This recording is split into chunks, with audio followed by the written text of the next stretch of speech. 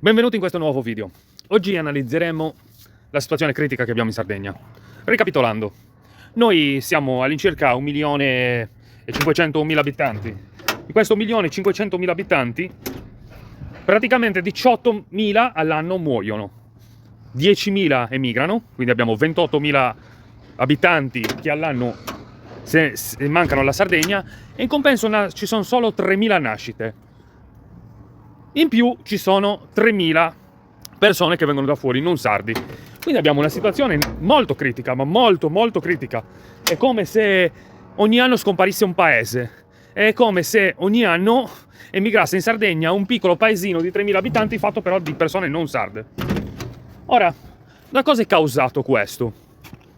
Qualcuno potrebbe dire causato dall'economia. È causato dalla mancanza di lavoro, dalla mancanza di prospettive per il futuro. Non è solo questo. Cos'è che principalmente fa in modo che questo fenomeno sia strutturato e ampliato e meccanicamente, strumentalmente organico a determinate politiche? Lo fa la classe politica dirigente che c'è in Sardegna, insieme alla classe imprenditoriale e a determinate lobby di interesse economico. Perché lo fanno? Lo fanno perché è il modo più facile per conquistare la Sardegna. Qualcuno potrebbe dire sì, ma la classe politica la decidono i sardi stessi. Questo è un falso ideologico, è una fallacia ideologica e logica, perché i partiti che vengono proposti in Sardegna sono succursali di partiti dello Stato italiano e hanno programmi e politiche contro i sardi, contro la Sardegna stessa. Fanno gli interessi dello Stato italiano, ovviamente. Quindi vediamo una serie di investimenti su cose inutili, anzi cose inutili per noi ma utili per loro, tipo la distruzione di piazze storiche e il rifacimento con un'architettura moderna senza che le fosse richiesto, lo smantellamento di piazze per la costruzione di parcheggi, l'eliminazione di tipo spendere soldi per togliere le panchine, spendere soldi per tagliare gli alberi in modo che in futuro non ci sarà più la manutenzione degli alberi, spendere soldi in videosorveglianza nonostante la Sardegna abbia il più basso tasso di criminalità in Europa, spendere soldi per la cosiddetta transizione, la colonizzazione energetica, cioè l'elargimento di soldi pubblici per distruggere il territorio sardo impiantando una serie di paleoliche, le cose che conosciamo già. Ora qualcuno potrebbe dire sì, ma i sardi non votano, i sardi hanno votato tale partito, tale altro partito. I sardi non hanno nessuna possibilità di cambiare le cose attraverso la democrazia partitocratica rappresentativa. Perché? Perché rappresentano il 2,5-3% dell'elettorato di tutta Italia. Quindi anche se tutti i sardi votassero in una sola direzione, il 97% degli italiani votano nell'altra direzione, per i loro interessi, giustamente. Però i loro interessi geostrategicamente sono sempre contro i nostri interessi, perché lo sfruttamento della Sardegna è funzionale allo sviluppo dell'Italia. Lo sfruttamento energetico della Sardegna è funzionale al funzionamento dell'Italia. Non siamo noi ad avere bisogno dell'Italia, sono loro ad aver bisogno di noi. O perlomeno non hanno bisogno di noi, hanno bisogno della Sardegna. E quindi ci sono tutta una serie di politiche che fanno le nostre amministrazioni locali, in combutta con certi gruppi economici, tra cui varie aziende dell'alimentare, varie aziende degli appalti pubblici, varie aziende dei trasporti, varie aziende di varie cose. Quante volte vediamo certi cantieri in giro per la Sardegna dove ci sono delle ditte straniere che non sono sarde, cioè gli appalti in Sardegna li vincono gli altri fuori. Chi dirige questo gioco? Uno dice sì, ma noi come amministrazione comunale non possiamo fare niente, noi dobbiamo rispettare le leggi sugli appalti. Sì, ma manca la prerogativa primaria, cioè offrire lavoro ai sardi. Invece no, non si offre un lavoro. Si fa un'opera, si affida quest'opera a una ditta straniera, si fa per modo di dire la promessa che procureranno qualche posto di lavoro a qualche sardo. In realtà saranno posti di lavoro per 2 o 3 sardi, per un mese o 2, poi finito il cantiere, finito il lavoro, tutti a casa. E quei soldi che sono usciti dalle tasche dei sardi vengono portati fuori. Quindi c'è anche questo colonialismo di furto del lavoro. Poi c'è un'altra cosa. Le determinate aziende si propongono direttamente per fare questi progetti di digitalizzazione. dei settori. E la politica locale spende marea di migliaia, se non milioni di euro in questa digitalizzazione che serve solo per il controllo di massa. L'installazione di antenne, ripetitori, eccetera, eccetera, l'installazione della fibra, tutte cose non richieste dai sardi. A noi non ci chiedono nessun parere su questo. Qualcuno può dire sì, ma voi cosa fate per cambiare le cose? Manifestate? Bene, noi sardi non solo non possiamo esercitare il potere democratico perché contiamo il 2,5 e il 3%, quindi non ha senso votare. Non ha proprio senso perché non hai nessuna speranza di poter cambiare le cose. Ma non abbiamo nessuna forza che difenda i nostri interessi. E si è visto nel periodo dei presidi contro l'eolico. Perché? Perché praticamente lasciavano fare i presidi fino a quando non arrivava l'ordine di qualche giudice che diceva di sgomberare l'aria, come hanno fatto a Selargius, fare dei reati veri e propri, perché lo sradicamento di alberi, l'effrazione, l'intromissione in proprietà privata, il furto della proprietà privata sono dei reati, ma non valgono. Questi reati sono stati fatti da delle società private che si sono fatti scudo con le forze dell'ordine coloniale dello Stato italiano. E anche al porto di Oristano, quando c'è stato il presidio, si è scoperto che il porto è privato. E le amministrazioni comunali che dicono, le amministrazioni comunali, provinciali e regionali, dicono che loro non possono fare niente. Ma come avete fatto a passare le carte ai privati? Quando è successo questo?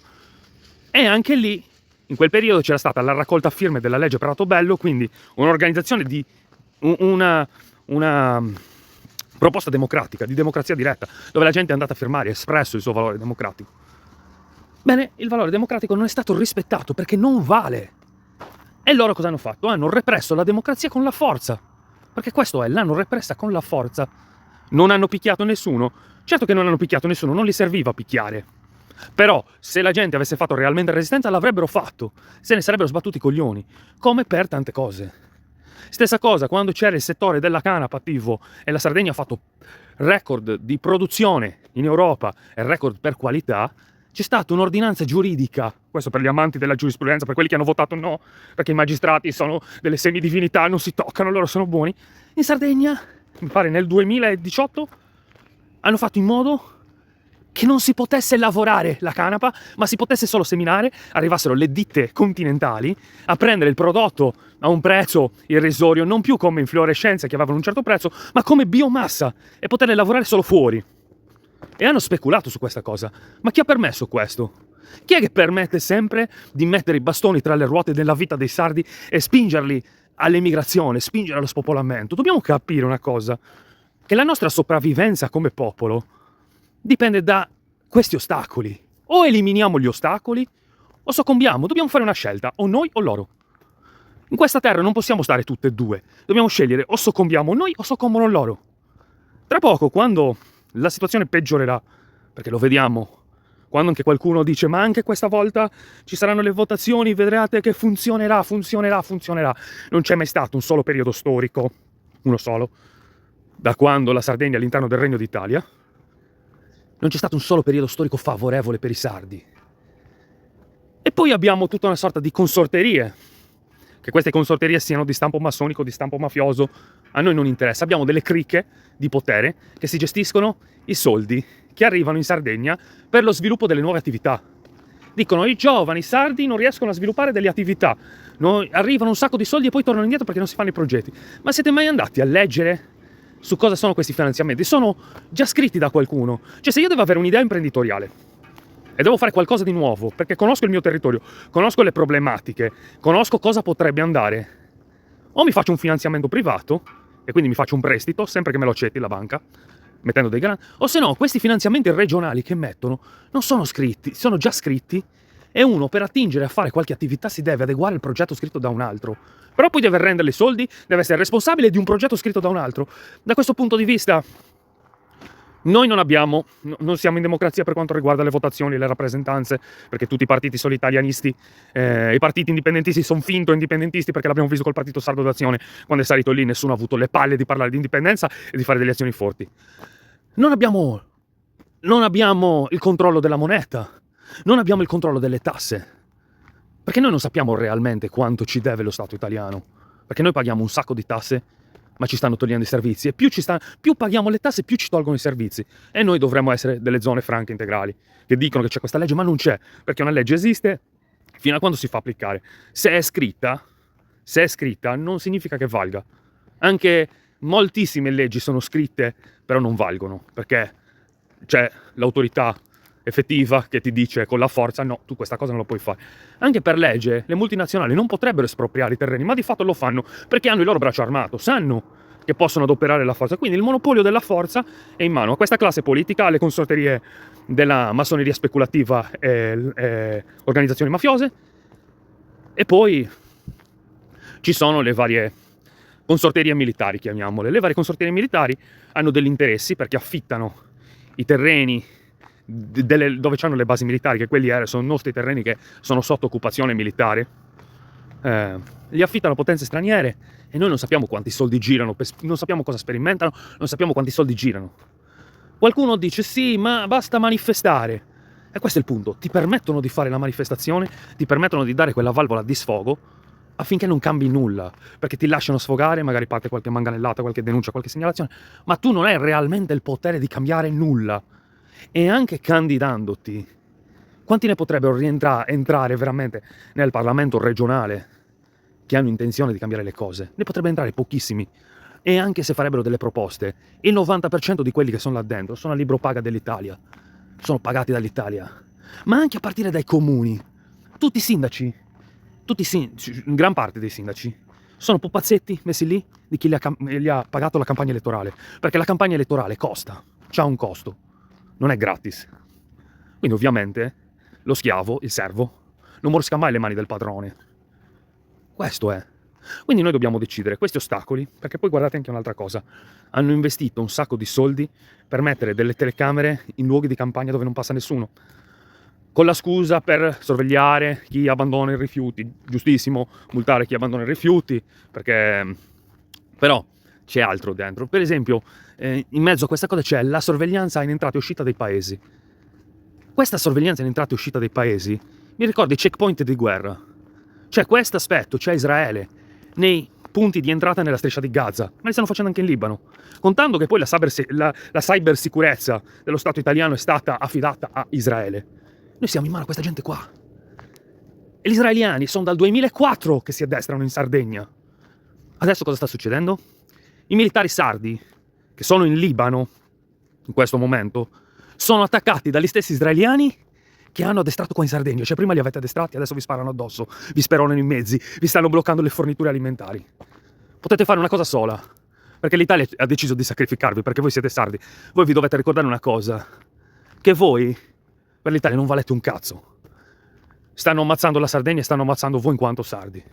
Ma uno schiavo, come disse Ibrahim Traoré, uno dei più grandi presidenti attuali al mondo, l'unico con le palle cubiche, Ibrahim Traoré, il presidente del Burkina Faso, ha detto: uno schiavo che non si ribella non merita pietà.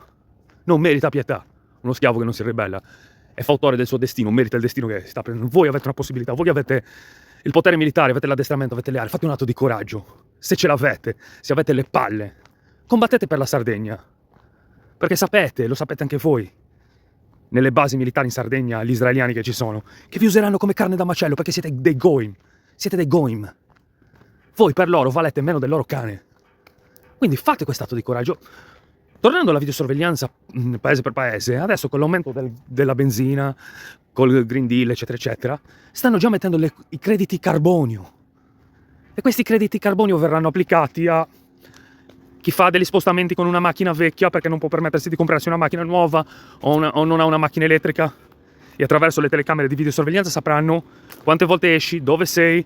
Insieme all'intelligenza artificiale calcolano anche il tuo stile di guida e sanno che magari è uno stile di guida un po' più aggressivo, quindi troveranno il modo di sanzionarti perché dicono che inquini troppo, attraverso il controllo della tua spesa, di quello che compri, eccetera, eccetera, eccetera. Questo sistema che sta mettendo in piedi serve a questo. Vi rendete conto che la Sardegna è una prigione a cielo aperto? Cioè, se voi vi rendete conto che ci sono, a parte tutte le cazzate sull'aumento della benzina e del diesel, noi abbiamo la Saras. Nella Saras si raffina il 68% del petrolio europeo. E lì nascono dei bambini con delle modifiche genetiche a San Roque, con delle leucemie. Ci hanno intaccato anche il nostro DNA, ci stanno sterminando. Ci stanno sterminando. E chi l'ha permesso questo? Le amministrazioni politiche, gli ascari che abbiamo. Quando la gente ha anche manifestato si è presa le manganellate. Voi chiedetevi, ma tra i poliziotti e i carabinieri sardi, avete mai visto qualche manifestazione loro? Tipo, qualche manifestazione? Li avete mai visti protestare contro i politici, protestare per il caro vita? Anche il fatto che molti dicono, poverini, per lo stipendio che prendono, loro rischiano la vita. Sembra che rischiano solo loro la vita. Un operaio non rischia la vita, un muratore non rischia la vita. Tutti rischiano la vita, tutti rischiano la vita. Ma lasciamo perdere questo. Allora, li avete mai visti manifestare, lamentarsi, avere le palle di andare a fare qualcosa contro qualche politico,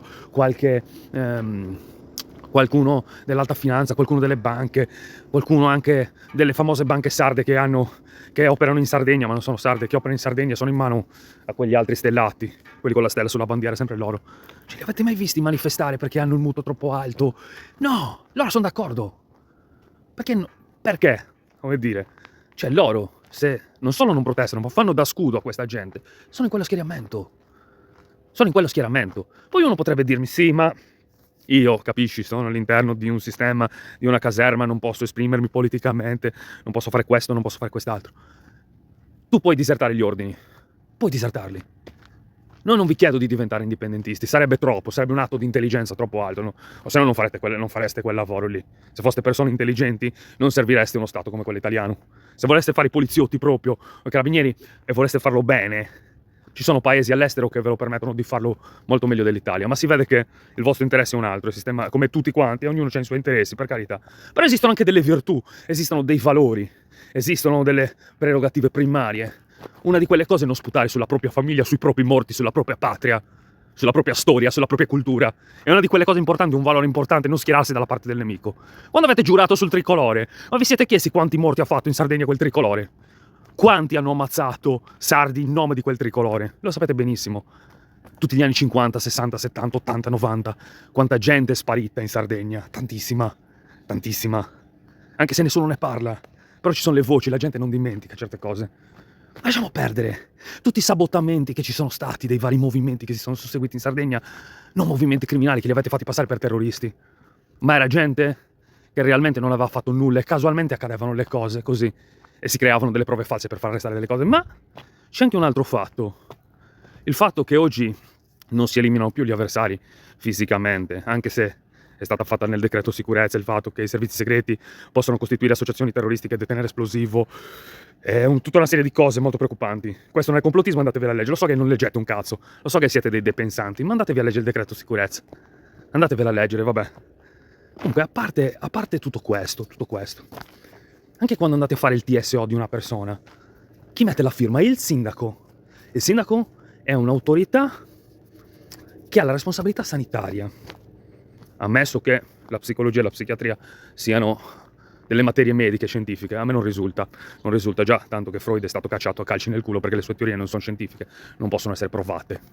La mente non è standardizzata, non siamo robot, non siamo mai, ma lasciamo perdere questo. C'è un sistematico modo di fare in Sardegna di eliminare gli avversari politici. Una di queste è applicare il TSO a chiunque denunci determinate cose. E chi è che partecipa al TSO? La firma del sindaco, personale delle forze dell'ordine dello Stato italiano, personale dell'ASL. A chi risponde l'ASL? L'ASL non risponde a un'autorità sarda.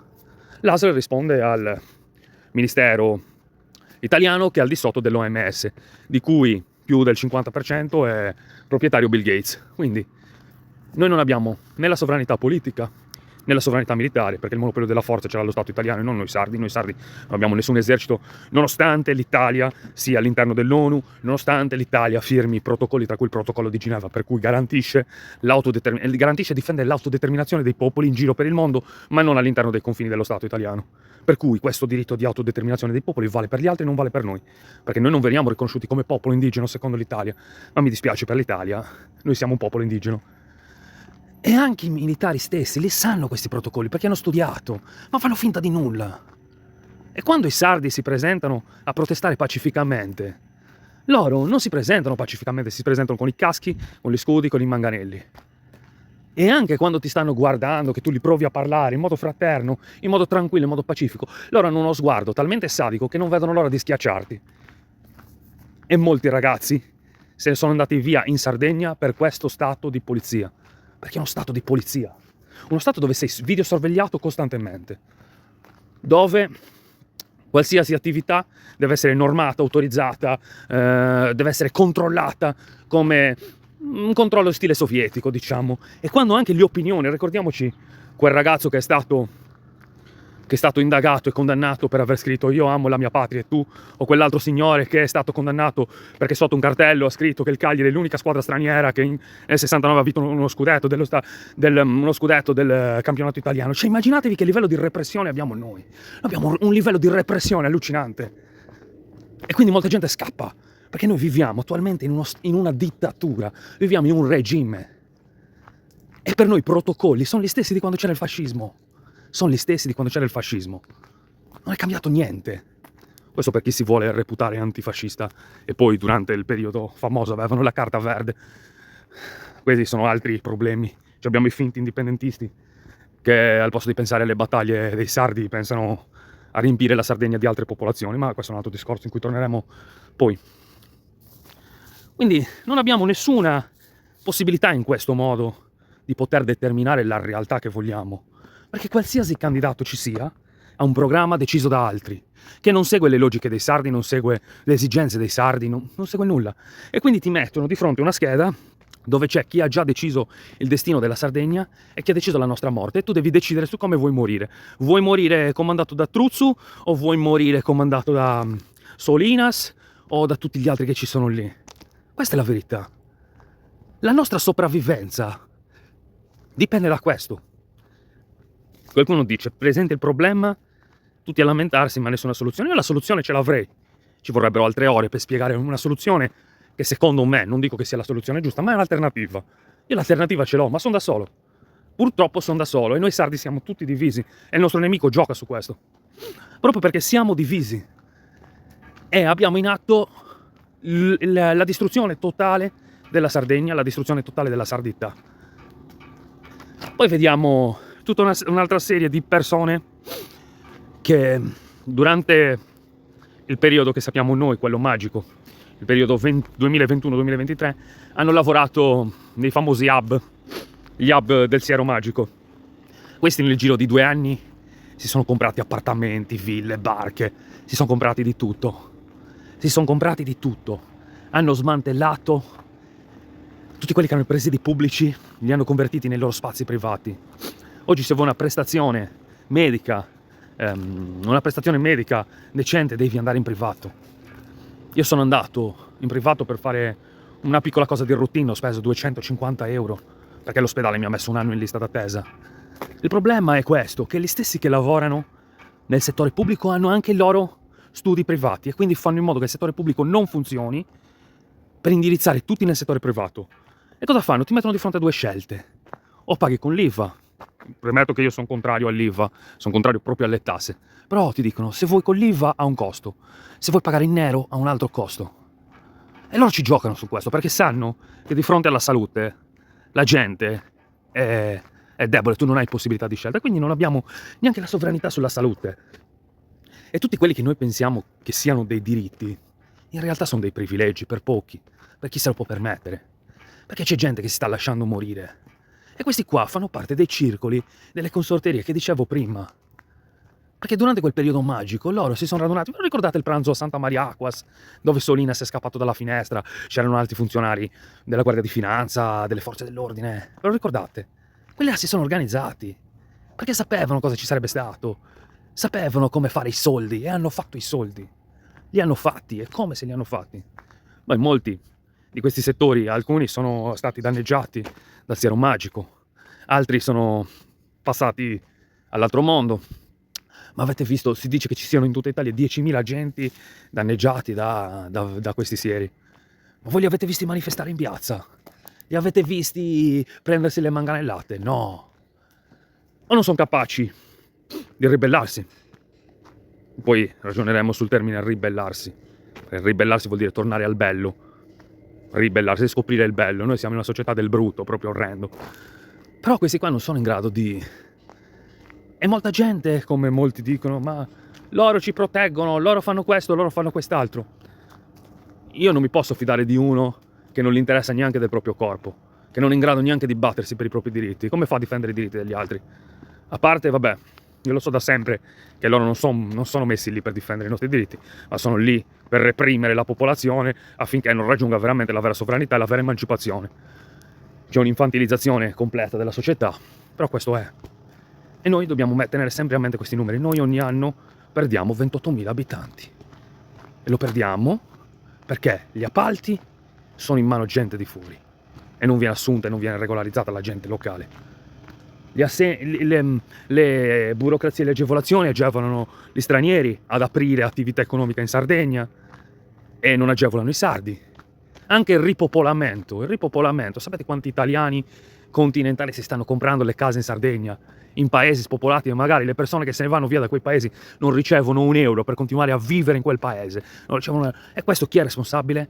Le amministrazioni. Le amministrazioni.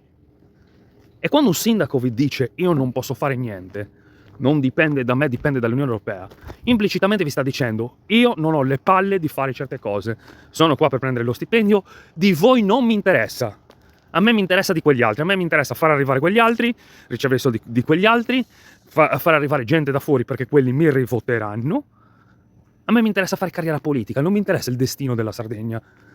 Anche a un sardo che può vantare di difendere la Costituzione italiana perché si sente italiano, cioè lui ve lo dice apertamente, a me della Sardegna non me ne sbatte un cazzo. E ve lo ripeto, la nostra sopravvivenza dipende da questa situazione qui. O soccombono loro o soccombiamo noi. Non c'è una scelta, non si può convivere, non c'è una convivenza. È il fatto che non sia arrivati ancora a uno scontro frontale. Ma quando si arriverà allo scontro frontale dobbiamo prendere una scelta, come quando abbiamo cacciato i marrani dalla Sardegna. Qualcuno vada a cercarsi la storia dei marrani. Chi erano? Chi erano? Perché si dice Nara Marrao. Nara Marrao e dimostramelo che non sei come loro. Dimostrami che non sei come quelli che stiamo cacciando. E perché li hanno cacciati via? 4.900 marrani che sono poi sbarcati nel sud Italia. I marrani si occupavano di prendere i tributi, no? Riscuotere i debiti. E non erano sardi, cioè si fingevano sardi ma non erano sardi. Esattamente come oggi. Ma anche il fatto quando dobbiamo confrontarci con qualcuno dell'amministrazione pubblica, andate alle poste e vedete che al banco non c'è un sardo ma c'è uno di fuori che non è sardo. A me mi girano i coglioni. Perché è una cosa, quel posto occupato da quello lì poteva essere occupato da un sardo che è stato costretto a emigrare. E qualcuno non mi dica, ma è un diritto viaggiare, perché viaggiare non è un diritto, viaggiare, trasferirsi in un'altra parte del mondo è un privilegio. E io sono stato all'estero, ho vissuto all'estero, da straniero e prendevo la metà degli abitanti locali e mi stava bene. Non dicevo che ero sfruttato, perché? Perché non sapevo niente della lingua locale, non sapevo niente. E a me mi stava bene. Perché viaggiare, trasferirsi da un'altra parte, non è un diritto, è un privilegio. È un diritto invece stare di chi è nato lì e per discendenza di sangue appartiene a quell'etnia, appartenente a quel territorio, a quella nazione, è un diritto restare lì ed è un diritto non essere rimpiazzato da qualcuno che viene da fuori. Perché non ci credo che non abbiamo dei giovani diplomati che possono lavorare alle poste o non possono fare altri impieghi pubblici. Poi abbiamo la soprintendenza che vincola sempre i nostri monumenti, le nostre cose, le registra come archivio italiano. Cioè registra i nostri monumenti come qualcosa appartenente all'Italia, creando una finta narrazione, un'appropriazione culturale, storica, che non appartiene all'Italia, appartiene a noi. Ci stanno privando anche della nostra storia. E c'è sempre un continentale dietro a gestire anche questa cosa. Poi veniamo alla gestione, la gestione della medicina, lo sappiamo benissimo, siamo pieni di medici stranieri. I medici sardi però sono costretti a scappare fuori. Cioè noi spendiamo 120.000 euro a studente per studiare medicina minimo, 120.000 euro di soldi pubblici a studente per farli andare via e facciamo arrivare quelli da fuori qua. Io non ce l'ho personalmente con chi lavora in Sardegna, ce l'ho col sistema. E a me mi girano i coglioni vedere che c'è uno che non è sardo. Perché se io pago il ticket, io pago la visita, io voglio uno sardo. Voglio uno sardo perché io sto pagando, noi paghiamo e manteniamo casa nostra. Ricordatevi, non ci arriva nulla dall'Italia. L'Italia è qua solo per prendere. Non fatevi credere dall'idea che noi veniamo mantenuti dalle attività che fa l'Italia. Noi un cazzo. Noi non abbiamo trasporti pubblici. E anche se ce li abbiamo li paghiamo cari. Non abbiamo una rete medica soddisfacente, a parte la qualità dei medici è molto scesa. Però al di là di questo, lasciamo operare degli emigrati economici, che siano europei, africani, sudamericani, non sono sardi. E quindi ci facciamo rubare anche quel lavoro lì. Poi un'altra cosa, a livello anche di professori. Ci sono professori che non sono sardi. Ma io non ci credo che non ci sia un laureato in Sardegna che potrebbe fare quelle materie. E poi, vabbè, ci sono le solite cose, le solite utenze pubbliche, tra cui le compagnie telefoniche, il dominio internet, l'elettricità, che sono state fatte per anni con le risorse prese in Sardegna, l'idroelettrico, le prime pale eoliche montate 20-30 anni fa. A noi non ci è tornato un cazzo, noi ci abbiamo solo perso. Quindi torno a ribadire che deve entrare in testa: la nostra sopravvivenza dipende da questa situazione qui. O noi o loro. O noi o loro. Quando si arriverà il momento dovremo avere il coraggio di fare quello che è già stato fatto in passato. Non dovremmo fare la fine di Giovanni Mariangioni. Giovanni Mariangioni dovrà essere il nostro punto di riferimento. Noi dovremmo essere come lui, perché lui ha avuto il coraggio di cacciarli via tutti quelli che non erano sardi. Ce l'ha avuto il coraggio. Ma non si parla di cacciare via le persone normali, si tratta di cacciare via quelli che hanno un potere. Quelli che hanno un potere e che decidono in Sardegna contro i sardi stessi. E lo vediamo tutti i giorni. E con questo concludo. Ci sentiremo al prossimo video. Un saluto.